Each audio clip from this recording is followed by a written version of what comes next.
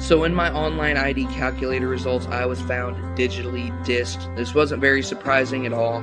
I don't really have a presence on the internet or as much of one on social media as I would like. I was towards the middle on volume, closer to the bottom on relevance. Again, not very surprising. I'll definitely look to stay on social media more and more as a commentator as opposed to just a random person.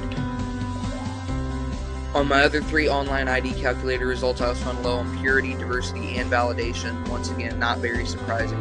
Working with Dan Patrick in a podcast sense or just being around him in any way will definitely get my validation up. And once I feel like I've got my validation up, I can work more so on purity. And I actually had a 3-way tie in my brand advantage between entertainer, lover, and maverick.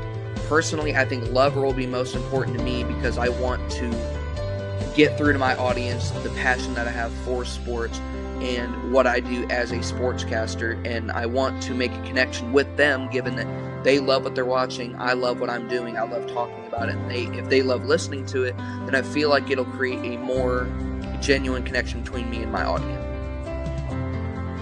While lover is the most important to me, I feel like entertainer and maverick are equally as important because obviously I'm going to need to entertain the audience if I want a career in the business. And I want to be a maverick because I want to stick out. I want to be myself more so than anything. I don't want to conform to any ideologies to just get a job or just be some suit for a company. I want to be me, and being me I feel like will give me a better shot at creating a genuine connection, creating great. One thing I will definitely do to improve my online presence is clean up my Twitter. I definitely talk about a lot of different things from movies to music to comics and such and such.